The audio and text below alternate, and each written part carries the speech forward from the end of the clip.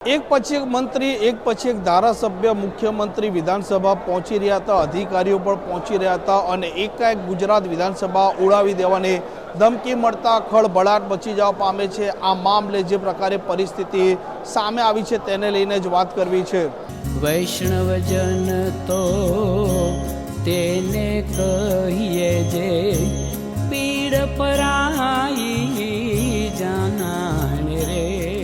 નમસ્કાર, આપ જોઈ રહ્યા છો નવજીવન ન્યૂઝ અને હું છું આપની સાથે તોફિક ગાંચી। ગુજરાત વિધાનસભાના સત્રનો આજે 20મો દિવસ છે અને 20મા દિવસે એકાએક ગુજરાત વિધાનસભાને ઉડાવી દેવાની ધમકીનો મેલ મળતા ખળભળાટ મચી જવા પામે છે। 9 વાગે બેઠકની શરૂઆત થવાની હતી અને તે પહેલાં જ આ મેલ મળતા દરેક ધારાસભ્ય, દરેક કર્મચારી અને અધિકારી છે તેમને આ વિધાનસભામાંથી ખસેડી દેવામાં આવે છે। પોલીસ અલગ અલગ ખૂણા ચકાસે છે અને ત્યાર પછી કોઈપણ પ્રકારનો મામલો સામે ન આવતા હવે અધિકારીઓ, ધારાસભ્યો છે તેમને અંદર જવા દેવામાં આવે છે। પરંતુ ગુજરાતમાં જે પ્રકારે વારંવાર ક્યારેક કોર્ટ હોય કે ક્યારેક સ્કૂલ હોય તેને બોમ્બથી ઉડાવી દેવાની ધમકી જે મળી રહી છે તે ચિંતાજનક છે અને આ મામલે પણ સહજ છે કે વિધાનસભાના સત્રમાં 181 ધારાસભ્યો ઉપસ્થિત હોય અને જો તે ગૃહમાં હોય અને આવી સ્થિતિમાં મેલ મળ્યો હોય તો કેવી પરિસ્થિતિનું નિર્માણ થાય તે એક વિચારવા જેવી બાબત છે। જો કે ધારાસભ્યોને હવે અંદર જવા દેવામાં આવી રહ્યા છે અને આ મામલે ધારાસભ્ય ગોપાલ ઇટાલિયાની પ્રતિક્રિયા પણ સામે આવી છે, અન્ય ધારાસભ્યની પ્રતિક્રિયા પણ સામે આવી છે।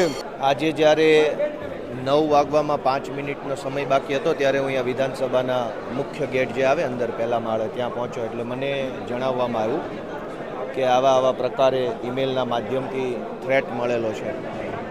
સૌથી પહેલી બાબત તો એ છે કે ગુજરાતની સૌથી સર્વોચ્ચ બંધારણીય સંસ્થા, લોકોની બંધારણીય સંસ્થા વિધાનસભા જે છે એને કોઈ ધમકી મારી જાય બોમ્બની, એ બહુ જ ગંભીર બાબત છે।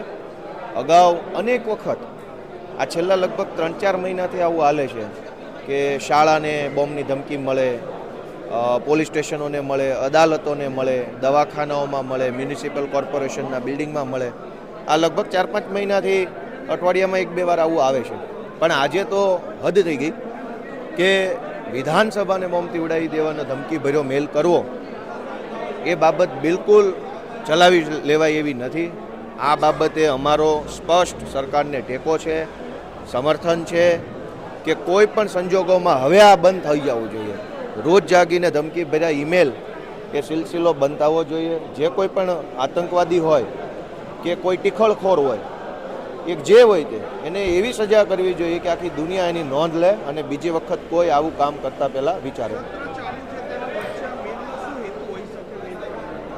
હવે એ વિધાનસભાના ચાલુ સત્રમાં આવો મેલ આવવો એ બહુ ગંભીર બાબત ગણાય અને આ તો સત્રમાં હજુ ચાલુ આજે છે પણ અંદર ધારાસભ્યો અને ગૃહ ચાલુ નહોતું થયું। ધારો કે ગૃહની કાર્યવાહી ચાલુ થઈ જાય, માનનીય મુખ્યમંત્રીશ્રી, માનનીય મંત્રીશ્રીઓ, ધારાસભ્યશ્રીઓ, માનનીય અધ્યક્ષશ્રી બધા અંદર બેસી જાય અને આવું કોઈ ઈમેલ આવે અથવા આવી કોઈ ધમકીભરી બાબત સામે આવે તો શું થાય? બહુ મોટી, આ તો અત્યંત ગંભીર બાબત કહેવાય। 182 ધારાસભ્ય ગૃહમાં બેઠા હોય અને કોઈ આવો ઈમેલ, આ તો અંદર નહોતા પહોંચ્યા હજુ, બધા ચાલુ થવામાં વાર હતી। એટલે આ બાબત ઉપર જે કંઈ પણ કરવું પડે એમાં સરકારને અમારો ટેકો છે અને વહેલામાં વહેલી તકે આવા તત્વોને બધાને ગોતી કાઢે, કેમ કે આ પહેલી વાર નથી।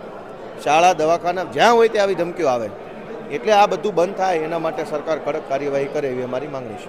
ના, બસ મારે એ જ કહેવાનું હતું કે આવી ધમકી આપવાવાળાને તો જમીનમાંથી ખોદીને કાઢશે।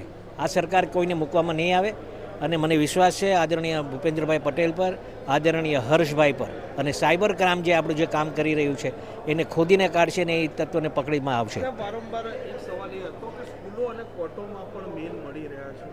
કોઈ આવું હું નથી માનતો કે આવી, તોય આપણે સતર્કતા રાખવી જોઈએ કેમ કે જે લોકો આવા હોય છે એ લોકોને સરકાર ખોદીને કાઢશે। Thank you. બસ જે ધમકી મળી એમાં જાણ થતાં તમામ ધારાસભ્યશ્રીઓને સ્વર્ણિમ સંકુલબેના દ્વારકેશ હોલની અંદર બેસાડવામાં આવ્યા અને ગૃહની તમામ ઓફિસો પણ ખાલી કરવામાં આવી અને ચેકિંગ કરી અને હવે ચેકિંગ બાદ હવે સત્ર શરૂ થવાની તૈયારીમાં છે।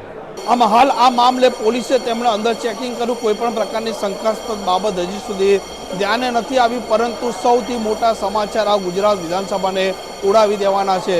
તોફિક ગાંચી, નવજીવન ન્યૂઝ, ગાંધીનગર।